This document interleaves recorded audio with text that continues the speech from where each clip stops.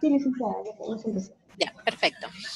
Buenos días a todos los participantes. Les saluda la licenciada Liliana Yarleque desde las instalaciones de la Dirección de Infosalud, de la Dirección General de Telesalud, Referencia y Urgencias del Ministerio de Salud. Empezaremos la telecapacitación programada para el día de hoy, jueves 13 de junio, con el tema trastorno psicótico, pautas para el diagnóstico y manejo en el primer nivel de atención, a cargo del médico cirujano Rudy Varillas Marín, del Hospital Nacional Víctor Larco Herrera del Ministerio de Salud.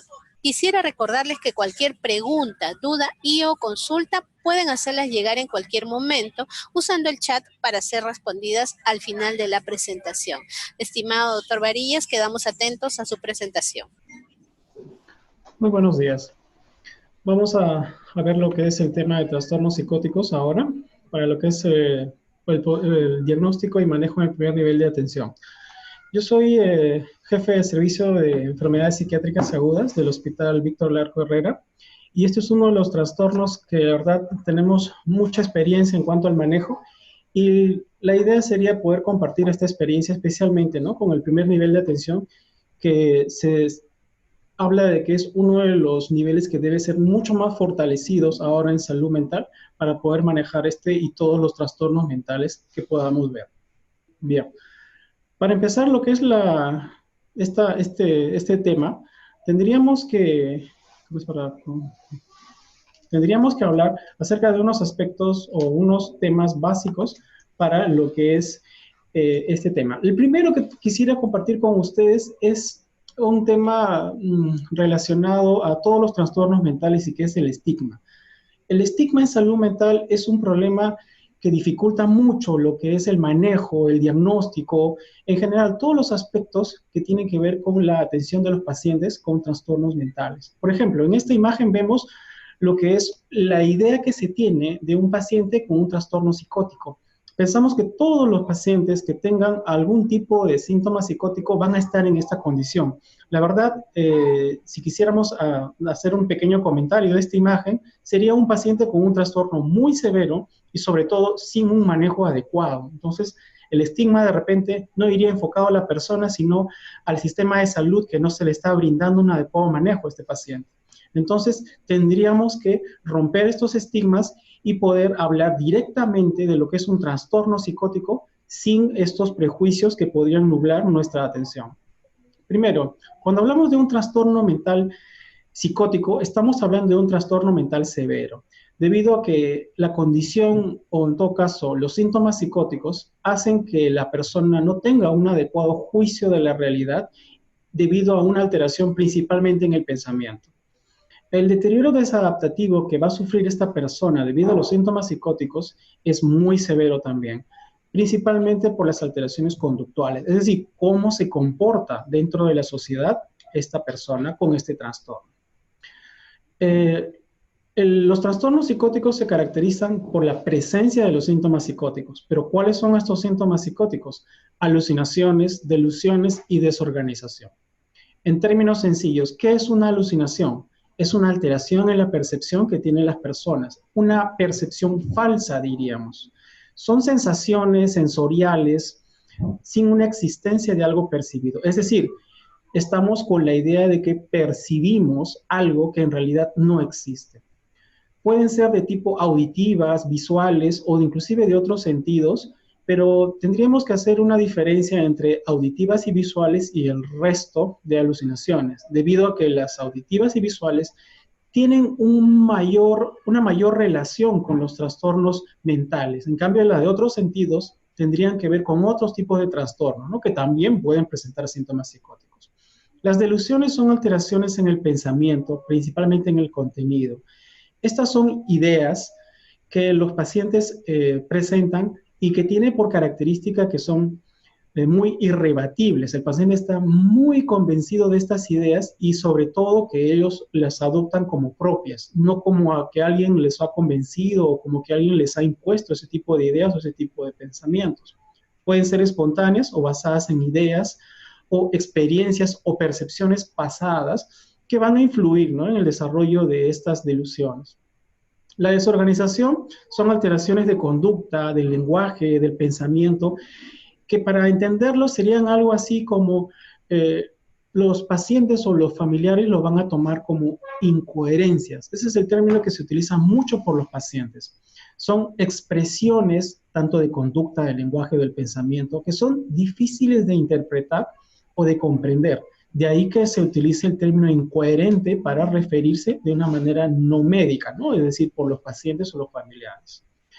Está en relación con las delusiones, alucinaciones y de un deterioro neurocognitivo, es decir, las personas mientras más síntomas de delusiones o alucinaciones presenten, esta conducta que van a presentar o lenguaje o pensamiento va a estar mucho más desorganizada. Entonces eso también nos puede dar una idea del estado del paciente. Ahora, ¿cómo sería el manejo inicial? Los pacientes con un trastorno psicótico, primero vamos a empezar con lo que podría ser una sospecha, ¿no? No podemos hacer un diagnóstico de inicio, pero sí una sospecha. ¿En quiénes vamos a sospechar de un trastorno psicótico? Pacientes que tengan un deterioro funcional o una desadaptación social. ¿Qué quiere decir de eso? Nosotros nos desenvolvemos en un ambiente social, familiar, laboral, educacional, diferentes ambientes. Y cuando nosotros tenemos un deterioro en el funcionamiento en estos ambientes, es a lo que nosotros llamamos una desadaptación. Es decir, no cumple sus finalidades, no cumple sus roles. Hay un patrón específico que se puede asociar mucho a estos trastornos psicóticos, que es el aislamiento. El paciente o los pacientes abandonan sus actividades para estar dentro de un ambiente que ellos consideran correcto o, mejor dicho, seguro, debido a las ideas o alucinaciones que tengan. Bueno, la presencia de síntomas psicóticos es lo principal, pero no lo único que nos va a hacer sospechar, ¿no?, de estos trastornos psicóticos. Ahora, una vez que sospechamos de que un paciente o una persona tenga un trastorno psicótico, lo primero que tenemos que hacer es, obviamente, una atención médica. Pero esta atención médica tiene que tener ciertas variaciones. Normalmente el personal que maneja pacientes tiene una manera de evaluar, una manera de interrogar. En este caso estaríamos hablando de la anamnesis, una manera de cómo recoger la información. Cuando hablamos de trastornos psicóticos, tenemos que tener ciertas diferencias en cuanto a nuestra captación de información. Por ejemplo, tendremos que poner mayor énfasis en los datos familiares. No podemos guiarnos solamente de lo que es la información del paciente, debido a que, por lógica, el paciente está presentando alteraciones en el pensamiento y no tiene una adecuada noción de la realidad. También tenemos que ver conductas en diferentes ambientes. Como les había mencionado, el paciente podría tener una disfunción en algún ambiente social, llámese familiar, laboral u otros, pero no es necesariamente en todos. Así que estos síntomas psicóticos podrían manifestarse en ciertos ambientes y en ciertos ambientes no. Entonces, siempre habría que tener una idea general de todos los ambientes sociales en los que el paciente podría estar presentando ese tipo de conductas o síntomas. Otro punto importante que tenemos que tener énfasis es en los antecedentes de enfermedades somáticas, es decir, no mentales, y el consumo de sustancias psicoactivas. Esto lo vamos a explicar más adelante, pero tiene mucha importancia a la hora de abordar a un paciente con trastornos psicóticos. Otro aspecto que tenemos que tener en cuenta es las conductas de riesgo, tipo agresividad, rechazo de ayuda o de cuidados, en este caso médicos, que pueden darnos una idea de cómo vamos a abordar luego a estos pacientes.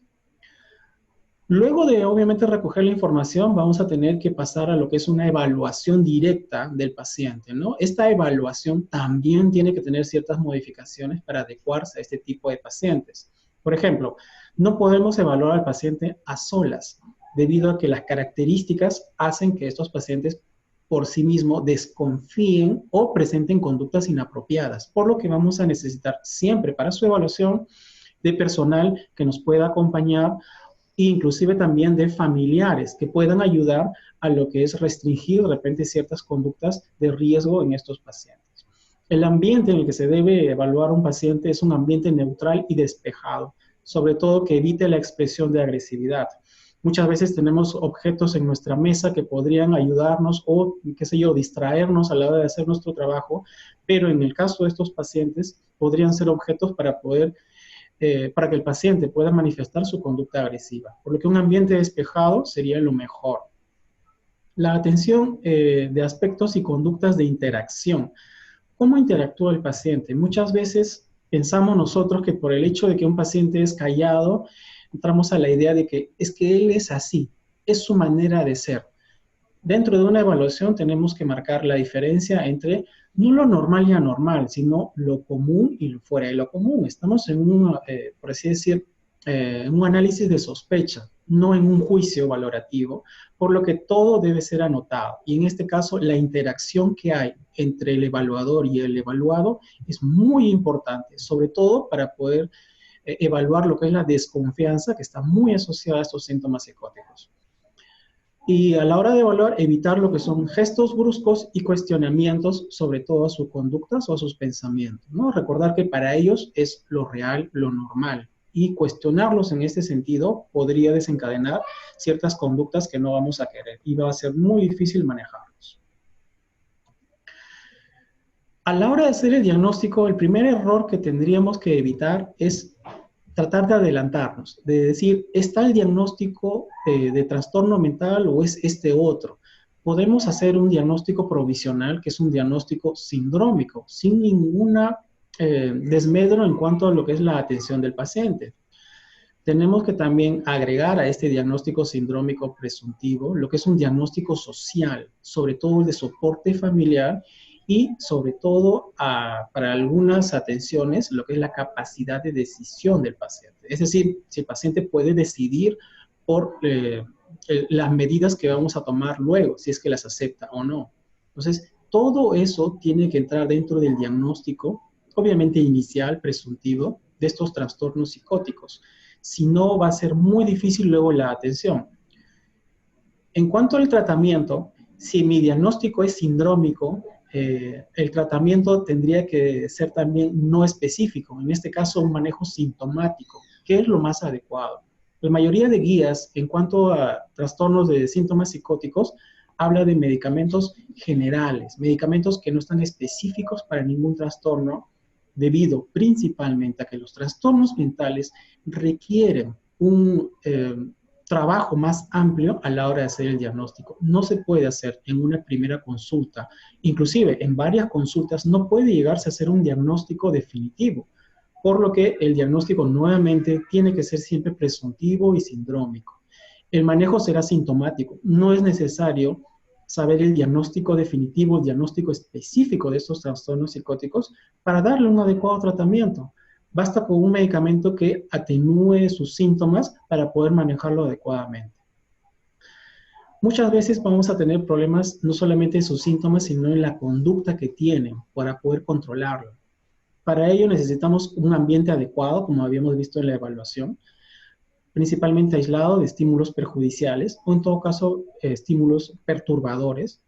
Vigilancia, sobre todo muy cercana en estos casos en los que estamos sospechando de agresión o agitación, que vamos a ver más adelante. Tener a la mano también lo que es medios de contención, tanto física como química. No solamente es darle un medicamento al paciente, sino también muchas veces, lo vamos a ver más adelante, se tiene que tener también una limitación mecánica para que estos pacientes no puedan, qué sé yo, manifestar una actitud en contra de otras o en contra de sí mismos. Y un aislamiento ya es una de las medidas ya más extremas, pero que puede ser, ¿cómo se llama?, considerado parte de algunos esquemas de tratamiento de esos pacientes.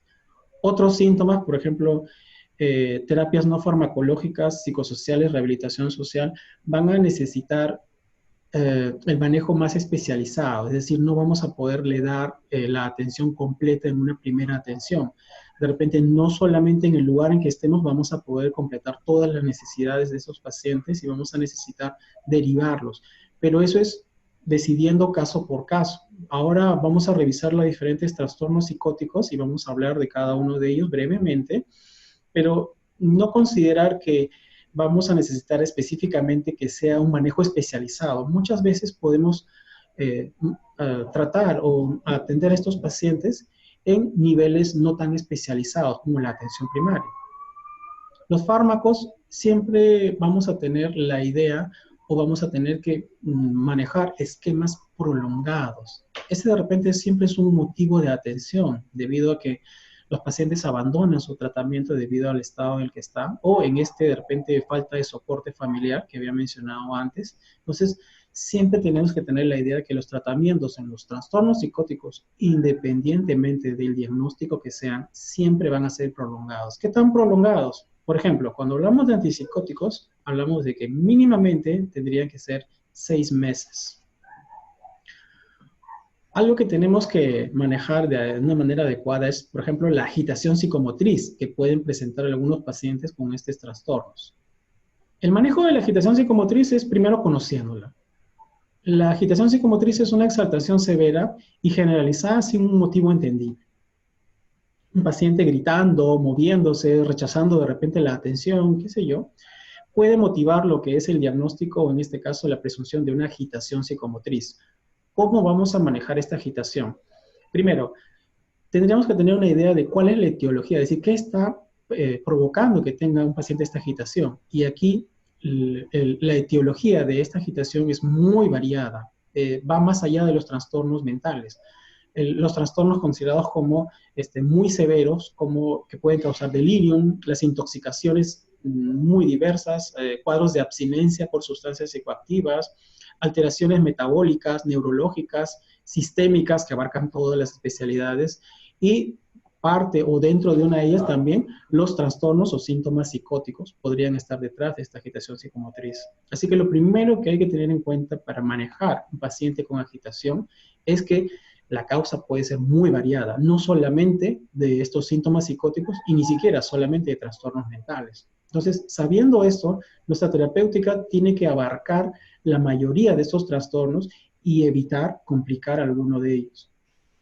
La contención química, es decir, la medicación farmacológica, puede ser de repente a una dosis baja de neurolépticos, como el haloperidol vía oral. También podemos optar por la vía intramuscular. Existen otros medicamentos, como las benzodiazepinas, ejemplo el clonazepam, el diazepam, que vienen más que nada a complementar para cuando se trate ya de una etiología más diferenciada. Por ejemplo, las benzodiazepinas son más indicadas en los cuadros de abstinencia, en los cuadros de convulsiones, es decir, alteraciones neurológicas, en niños, en efectos adversos de antipsicóticos. Es decir, cuando ya sabemos que a un paciente le va a ir mal con un neuroléptico como el haloperidol, pues no le podemos dar ese medicamento. Entonces, una opción a ese medicamento serían las benzodiazepinas. Esa medicación, que podría ser de repente muy general, estaríamos hablando acerca de lo primero. Si tenemos una etiología variada, no podemos dar un medicamento para una u otra. Entonces, esto me permite manejar las diferentes etiologías de esta agitación para poder darle un adecuado tratamiento a esta agitación. La contención mecánica ya viene siendo una medida, no digamos extrema, pero sí muy poco frecuente, que principalmente se puede dar junto a la anterior. Principalmente está para evitar complicaciones de conductas, qué sé yo, que no puedan ser manejadas solo con contención química o antipsicóticos. Y tenemos que evitar sobre todo complicaciones de esta, ¿no? Si la sujeción mecánica principalmente debe ser de corta duración. Tiene muchos efectos adversos como deshidratación, lesiones, hematomas, trombosis, escaras, pero todas ellas asociadas a cuando se prolonga esta medida, ¿no? Por eso siempre es recomendable que sea de un tiempo corto. La agresividad es otra conducta que tenemos que tener cuidado y saber manejar. En términos sencillos es una exaltación motora, pero con el objetivo de dañar. Es decir, muy similar a la anterior, pero que el paciente está con riesgo o con la intención de agredir a alguien o inclusive agredirse a sí mismo. Igual, la etiología puede ser muy variada, pero en este caso la mayoría de todas esas etiologías tienen que ver con los trastornos mentales. Es un tanto diferente a lo que es la anterior, ¿no? Tenemos una etiología variada. En cuanto a la agresividad, principalmente las etiologías se concentran en los trastornos mentales. La terapéutica es en fases, es decir, estos pacientes pueden responder a, por ejemplo, una primera fase como una contención verbal, hablando con ellos de una manera directa, orientándolos, dándoles información adecuada, podemos restringir su agresividad. Si no ese es el caso, podemos pasar a una segunda fase con una contención farmacológica, muy similar a la anterior. Y también una contención mecánica, que ya he hablado de sus características. Entonces, estaríamos hablando acerca del diagnóstico de síndrome psicótico que hemos hecho en base a nuestra evaluación. Recordar que los síntomas básicos como la desorganización, las alucinaciones y las delusiones tienen que estar presentes para hablar de un síndrome psicótico. Pero también pueden estar presentes otros síntomas, llamados síntomas accesorios, que muchas veces llevan a la duda o a la confusión. Por ejemplo, alteraciones afectivas como la ansiedad, depresión, la manía o el aplanamiento afectivo pueden llevar a la confusión de trastornos como cuadros depresivos, cuadros maníacos, ¿no? Cuando en realidad son simplemente acompañantes. Para entender bien o para poder definir si estos síntomas son los principales o son secundarios, habría que ver cuáles son los que motivan el mayor deterioro. Si los síntomas psicóticos son los que fomentan el mayor deterioro de la funcionalidad de los pacientes, ellos son los síntomas principales. Si son otros los síntomas, entonces los síntomas psicóticos serían secundarios. Y así más o menos me puedo hacer una idea de cuándo son síntomas básicos y síntomas accesorios en este síndrome psicótico. Brevemente, para hablar de los trastornos psicóticos ya de manera específica, estaríamos hablando de la esquizofrenia. Un trastorno psicótico que se caracteriza, obviamente, por la presencia de síntomas psicóticos, pero son síntomas psicóticos severos. Otra característica que son crónicos, no es que empezaron la semana pasada, el mes pasado, inclusive muchos de ellos tienen ya años teniendo una evolución, inclusive sin atención médica. Y sobre todo que son muy discapacitantes, ¿no? Obviamente que no al inicio de los trastornos, pero sí rápidamente se instauran estos síntomas y logran una discapacidad de los pacientes. La prevalencia en realidad es muy poco frecuente, estamos hablando del 1% de la población general, y más que nada está restringida a personas que tienen características de aislamiento o de marginación, ¿no? En relación principalmente a sus síntomas, pero es la población en la que va a presentarse mayormente este trastorno de esquizofrenia. La etiología múltiple, estamos hablando de factores, por ejemplo, hereditarios, como diferentes genes asociados a neurotransmisores, a neurodesarrollo, crecimiento, diferentes, y factores ambientales, como edad paterna avanzada, alteraciones gestacionales, perinatales. Aquí en realidad la etiología es múltiple, es muy variada. No podríamos hablar acerca de una en especial. Muchas de ellas inclusive están todavía en investigación, todavía para esclarecer el rol que tienen en esta enfermedad. En cuanto a la fisiopatología, hablamos principalmente de tres estructuras. La corteza prefrontal, es una estructura que está en el lóbulo frontal, obviamente en la parte más anterior. El sistema límbico, que es una estructura subcortical, y los núcleos basales, que también son estructuras subcorticales. De manera sencilla, en la corteza prefrontal hablamos de que hay una atrofia y que eso estaría asociado principalmente a ciertos síntomas, los que llamamos síntomas cognitivos y síntomas negativos. En cuanto al sistema límbico, estaríamos hablando de una hiperactividad asociada a esta atrofia que va a causar obviamente la hipoactividad de la corteza prefrontal. Esta hiperactividad en el sistema límbico causa o está asociada a los síntomas positivos, es decir, los síntomas psicóticos. Estamos hablando de las delusiones, las alucinaciones y la desorganización.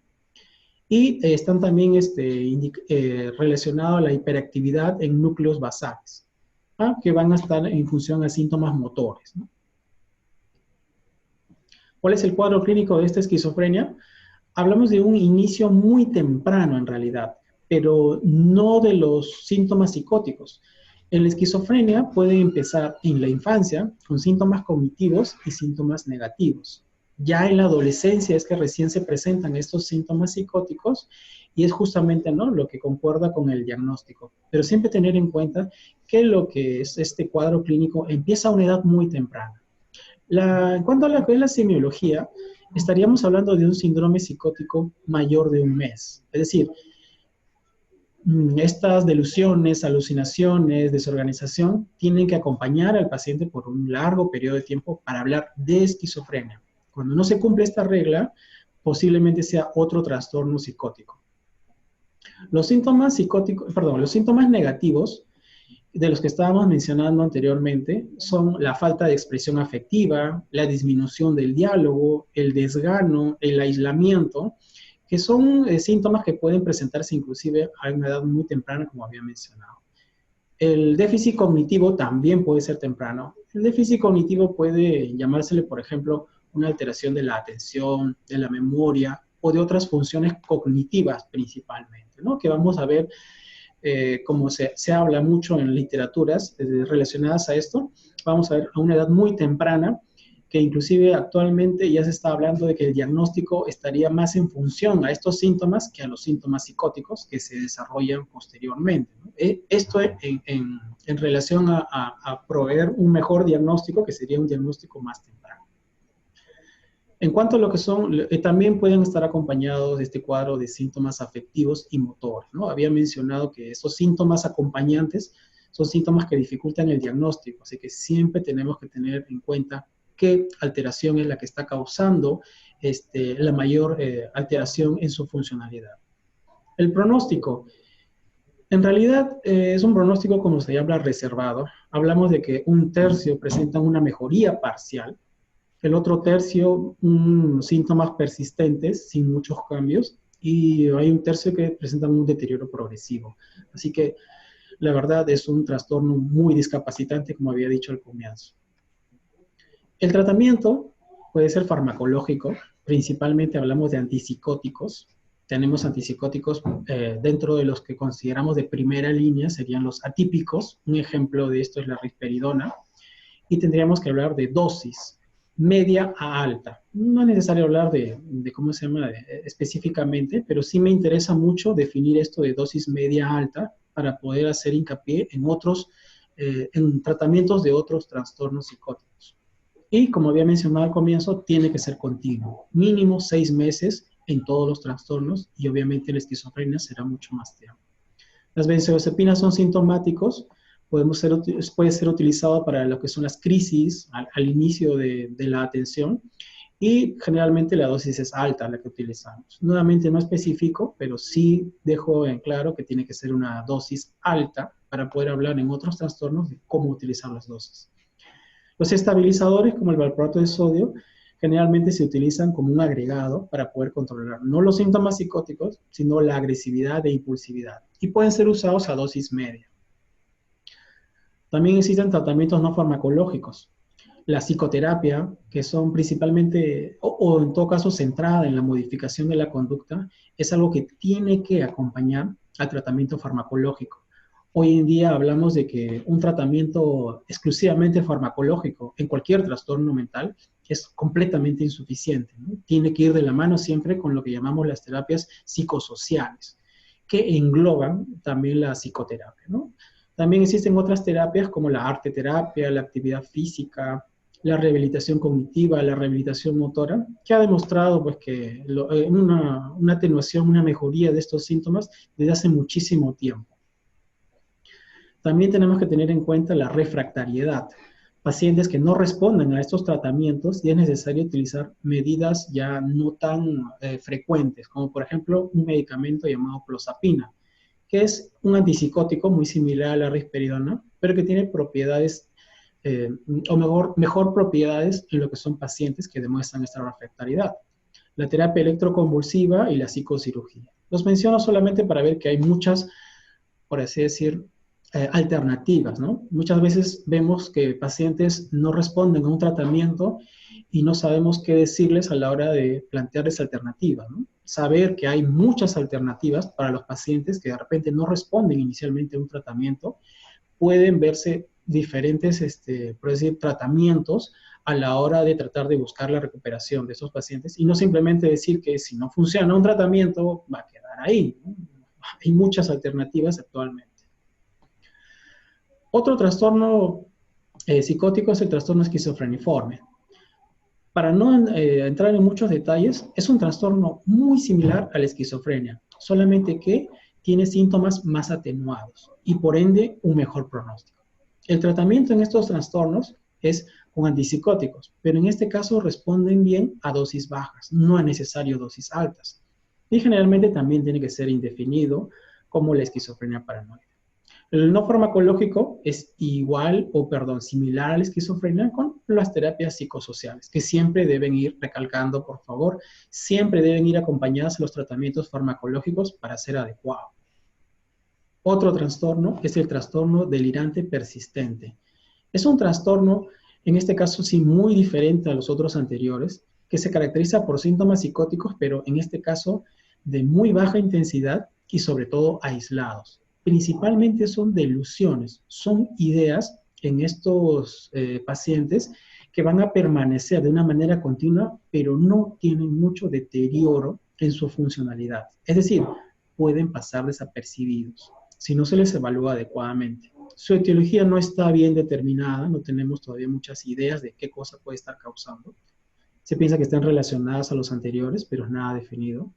El cuadro clínico generalmente se presenta a una edad mucho más tardía, no con por ejemplo, antesala de síntomas negativos, sino ya a partir de los 40 años con estrictamente, o bueno, principalmente, ideas delusivas, ¿no? O sea, alguna idea incoherente que tiene todas las características que había mencionado antes en las ideas delusivas.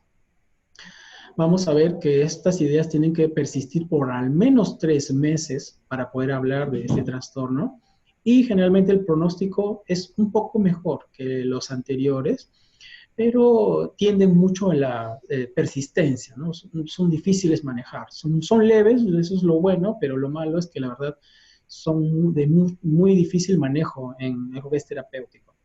El tratamiento, dosis, en este caso antipsicóticos a dosis bajas, también de manera indefinida, y el no farmacológico similar a la esquizofrenia.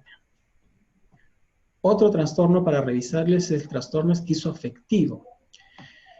En términos sencillos, es un trastorno psicótico que a la vez de síntomas psicóticos tiene también síntomas afectivos. En este caso, para hacer una salvedad puntual, es que tanto los síntomas psicóticos como afectivos tienen que tener igual importancia a la hora de evaluar la clínica de estos pacientes.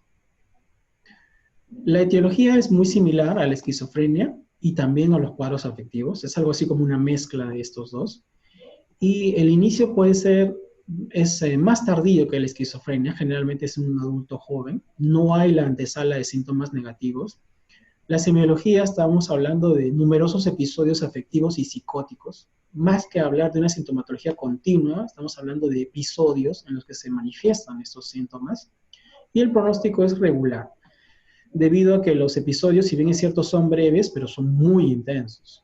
El tratamiento es una mezcla de antipsicóticos y estabilizadores o depresivos, según sea el caso, según el síntoma afectivo predominante, ¿no? Si estamos hablando de un cuadro maníaco, el estabilizador es la mejor opción. Si estamos hablando de un cuadro depresivo, el antidepresivo es la mejor opción. Entonces, depende de los síntomas afectivos que esté presentándose, pero siempre acompañado de un antipsicótico.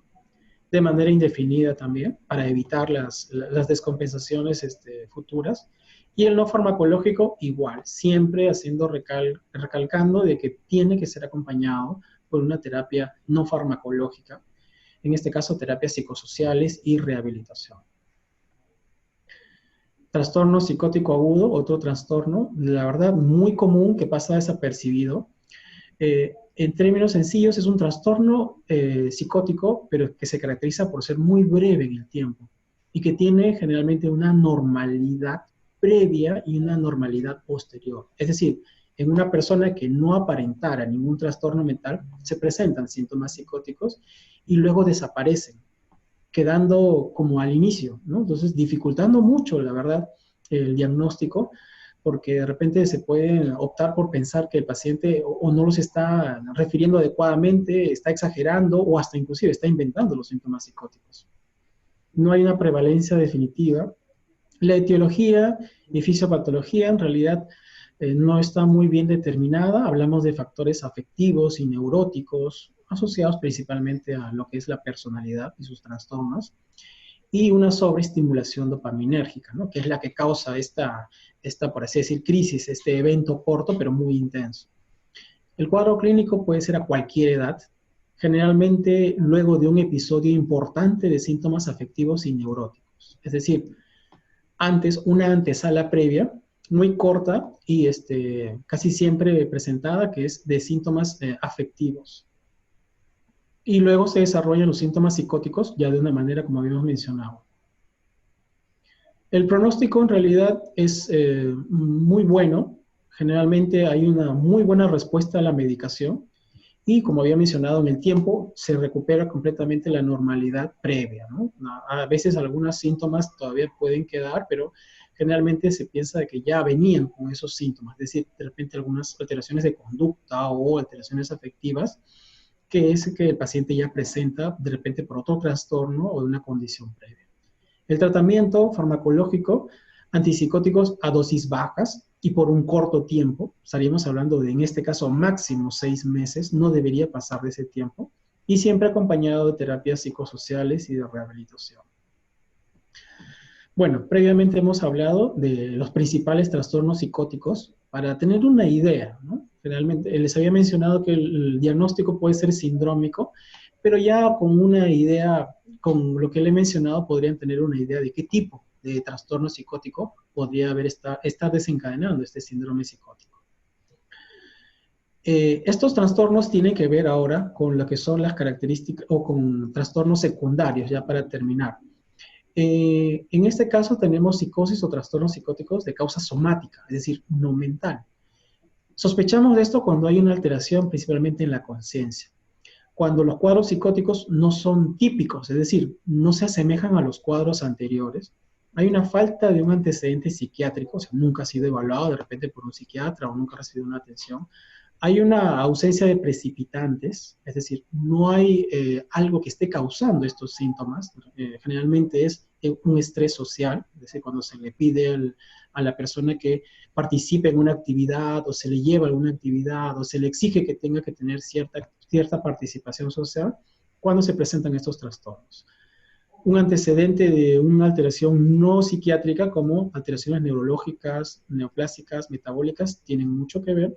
Y la atención principalmente está por una contención, tanto de la agitación o la agresividad que pueden presentar. Un haloperidol, en este caso sí, a 1 o 2.5 miligramos vía oral o intramuscular podría ser suficiente en una dosis única diaria para controlar estos pacientes, que excepcionalmente podrían necesitar de repente una dosis más alta o agregar benzodiazepinas. Y sobre todo, pues si son casos secundarios, tener mucho cuidado al manejo de la causa somática. La psicosis por consumo de sustancias psicoactivas también es muy común. Es más que nada evaluar lo que es la condición de consumo de sustancias psicoactivas, estar mucho cuidado en los cuadros de intoxicación y en los cuadros de abstinencia que pueden empeorar la condición del paciente.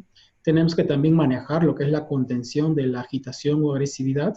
En estos casos, haloperidol, de repente una dosis un poco mayor, 5 miligramos intramuscular sería suficiente, pero sobre todo evaluar, ¿no? A los 20-30 minutos con una posibilidad de repetir. Generalmente necesitan unas dosis un poco más altas que los anteriores. Evitar el uso de benzodiazepinas, debido a que en estos casos la intoxicación o el consumo de sustancias psicoactivas puede tener interacciones muy perjudiciales para el paciente. Y sobre todo tener cuidado en la abstinencia, que puede presentar síntomas muy severos. En estos casos sí es necesario el uso de benzodiazepinas, como por ejemplo el diazepam, para controlar cuadros de abstinencia muy severos. Y en estos casos sí tiene que tener un manejo especializado. Estamos hablando de un profesional que tenga capacitación, en todo caso pueda manejar estos tipos de trastornos, porque son la verdad muy complicados a la hora de poder definir lo que son las necesidades terapéuticas. Bien, para finalizar algo muy breve, ¿cómo tenemos que actuar frente a un paciente con trastorno psicótico? Primero, lo que es la sospecha, ¿no? Vamos a sospechar cuando un paciente tenga una alteración funcional. Aislamiento, desconfianza, conductas de riesgo nos van a indicar una alta sospecha de estos trastornos. ¿Qué debe evaluar? Los síntomas psicóticos. Desorganización, alucinaciones, delusiones. Preguntas tipo para una desorganización. Conductas relacionadas a diferentes lugares. ¿Cómo se comporta en tal sitio? ¿Cómo se comporta en el otro sitio? Obviamente también a familiares, no solo al paciente. Las alucinaciones. Preguntar sobre experiencias extrañas, no directamente sobre las alucinaciones, y luego sí pasar directamente para poder completar la evaluación. Las delusiones, unas preguntas muy prácticas son preguntar acerca del motivo de atención, ¿no? Cuestionar al paciente, diríamos, sobre el motivo de por qué lo están trayendo, o en todo caso el motivo de sus problemas que ellos mismos relacionan a los síntomas psicóticos. Es así como vamos a poder tener una adecuada evaluación de estos síntomas psicóticos. Tener mucho cuidado que son los antecedentes, los tratamientos que hay, especialmente los de naturaleza psiquiátrica, el consumo de sustancias psicoactivas y las enfermedades somáticas, ¿no? Los antecedentes son importantes para poder tener una adecuada información. Corroborar todo esto con familiares, no guiarse exclusivamente de lo que es la información de los pacientes. Y el diagnóstico inicial tendría que ser sindrómico, no tendrían por qué hacer un diagnóstico específico para manejar bien a los pacientes, descartar causas somáticas y por consumo de sustancias psicoactivas que necesitarían un manejo adicional o diferente en algunos casos, y un tratamiento inicial debería ser sintomático, un medicamento, por así decir, universal en todos estos trastornos sería el haloperidol, no tanto porque sea muy bueno, sino porque en realidad a una dosis adecuada tiene los menores efectos adversos en comparación a otros. El diagnóstico y tratamiento definitivo necesitaría una evaluación de la necesidad de atención especializada, es decir, no es necesario que se vea en algún lugar especializado, lo más importante es que tenga el adecuado manejo por alguien que maneje estos tipos de trastornos, que tenga en consideración todo lo mencionado anteriormente, y tener mucho cuidado con las conductas de riesgo. Sobre todo, evaluar la necesidad de manejo hospitalario en algunos casos, no en todos. Eso sería todo por mi parte.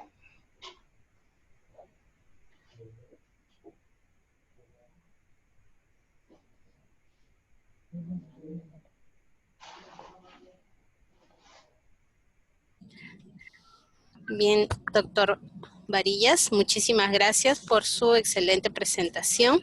Agradecemos también a los participantes que han estado con nosotros el día de hoy y pues los invitamos a seguir enviándonos sus preguntas utilizando el chat del Zoom.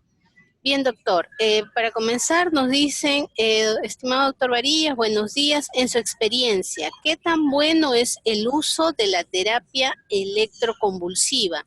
¿Y qué pacientes serían los indicados para esta terapia? Bien. Las terapias en realidad son muy variadas, son múltiples, muchísimas opciones. Eso es lo importante que quisiera recalcar. Existen muchas opciones terapéuticas. No existe una sola que sea la mejor para estos pacientes. Tiene que evaluarse cada una de las opciones. La terapia electroconvulsiva está diseñada específicamente para pacientes que no responden a la terapia habitual, que es la farmacológica y la acompañante psicoterapias. En estos pacientes que no responden es en donde se puede indicar estas terapias electroconvulsivas con respuestas demostradas académicamente y que van muy bien. En mi experiencia he visto muchos casos, estuve un tiempo a cargo de lo que es manejo de la terapia electroconvulsiva en el hospital y tuvimos la mejoría de muchos pacientes y la verdad yo recomiendo esta terapia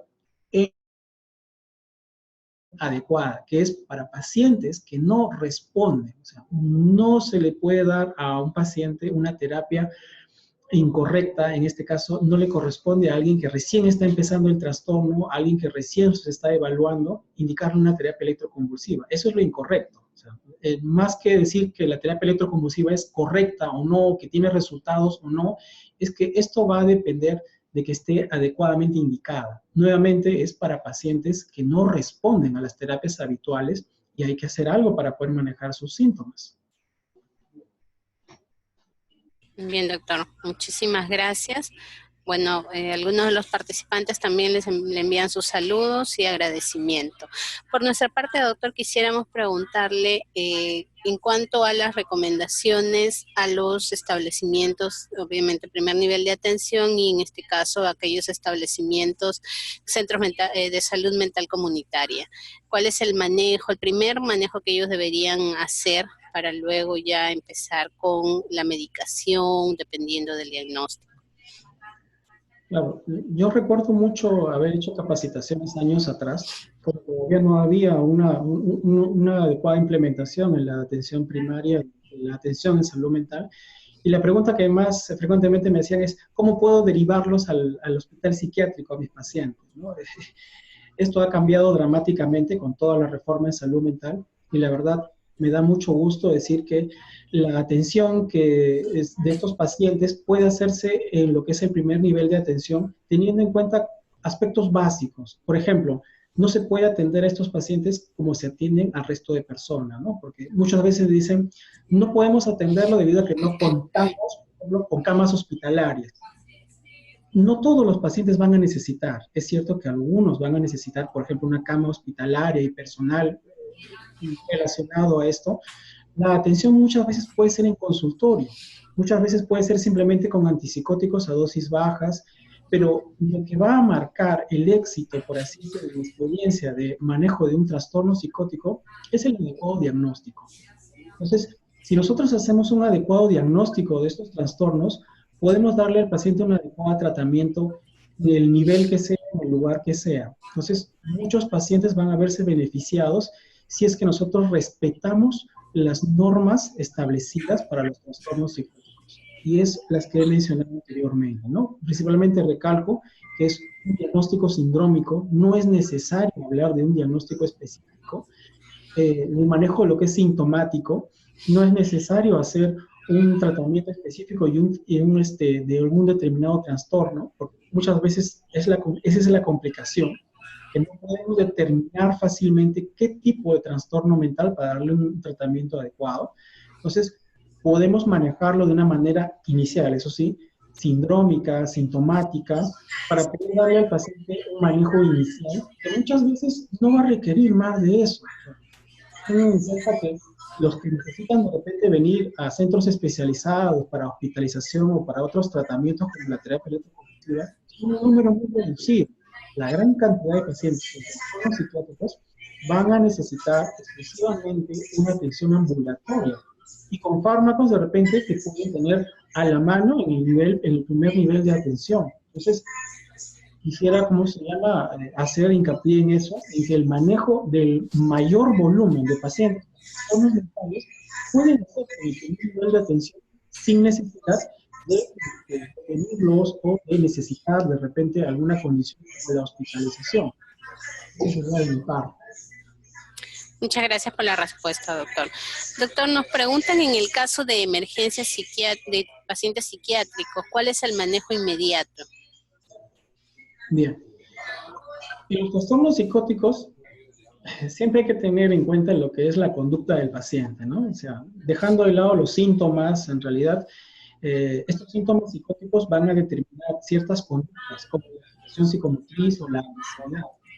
También recuerdo mucho de mi experiencia haber sido llamado a otros centros hospitalarios de una manera de repente un tanto informal para poder ver estos casos de agitación o de agresividad debido a que se tiene la idea de que no se puede manejar. Muchas veces la agresividad de los pacientes puede remitir con simplemente explicarles la situación, explicarles que están siendo atendidos, que se les va a dar la mejor atención, que tienen de repente alguna alteración en su pensamiento o simplemente explicarles lo que estamos haciendo. Muchas veces cogemos al paciente y vamos a evaluarlo y esperemos que se comporte como cualquier otro, ¿no? Entonces, tener en cuenta que estos trastornos dificultan que los pacientes puedan comportarse de una manera, por así decirlo, como lo que llamamos habitual del resto de personas. Entonces, teniendo esa consideración, vamos a poder tomar medidas que pueden resolver esas situaciones en emergencia, ¿no? La agresividad en un ambiente neutral, rodeado de sus familiares, en compañía de otro personal, explicándoles adecuadamente lo que es la situación, dándole alternativa a expresar sus emociones, dándole, ¿cómo se llama?, la seguridad o la confianza de que se le va a dar una atención médica. Entonces yo creo que eso podría ser uno de los mejores manejos, ¿no? Dejando de lado que algunos pacientes van a necesitar, además de eso, medicación como la que he mencionado u otras atenciones especializadas. Perfecto, doctor. Muchas gracias por la respuesta. Bueno, finalmente, doctor, en el caso de pacientes que están en un evento psicótico en sí, ¿Es recomendable que el personal de salud actúe en ese momento? ¿Debe intervenir la familia para tratar de calmarlo si está en un momento muy agresivo? ¿O tal vez la sugerencia de llamar a alguna autoridad policial? ¿Cuál es el manejo ahí? Claro, el manejo nuevamente empieza por el diagnóstico, ¿no? Como había mencionado, no es solamente hacer el diagnóstico de trastorno psicótico. Tengo que hacer también un diagnóstico en cuanto a su soporte social. Es decir, si cuenta con familiares, cómo se relacionan con nuestros familiares, ¿no?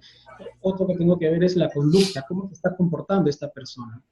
No solo por el hecho de que tenga trastorno psicótico, voy a llamar a la policía, voy a llamar a Serenazgo para que lo contenga, ¿no? Tendría que ver de repente si tiene una muy buena relación con la mamá, pedirle a la mamá que entre para que hable con él, que dialogue, que lo tranquilice, para que él se sienta seguro. De repente, si no hay este caso, podría de repente el mismo profesional fungir de una persona que está tratando de brindarle seguridad, y ya en casos en los que se dificulta lo que es el manejo de la conducta, la restricción de la conducta, se podría llamar en esos casos a personal que podría ayudar, ¿no? Como la policía o el serenazgo, pero nuevamente, esos son casos de verdad muy aislados. Bueno, aquí, por ejemplo, en mi experiencia diré que he visto muchos de esos casos, pero es que este es un hospital que justamente va a recibir pacientes ya demasiado o muy empeorados en cuanto a los síntomas psicóticos. La mayoría de los pacientes con trastornos psicóticos tienen esta alteración en las conductas, pero no es tan manifiesta.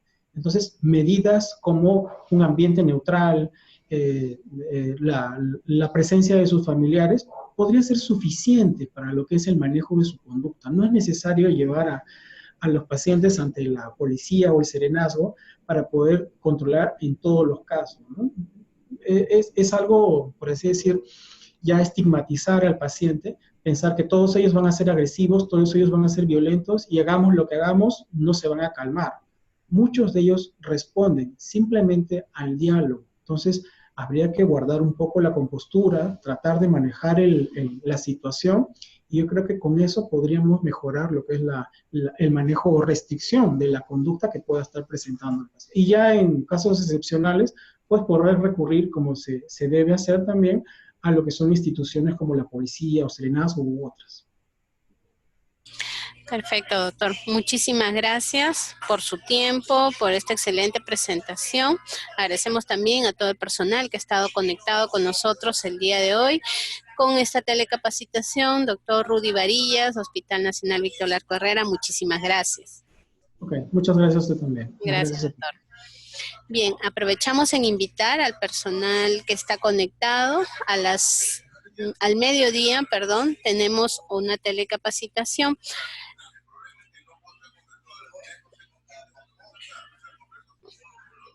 El modelo de comunidad terapéutica de Ñaña, programa especializado en el tratamiento de conductas adictivas a cargo del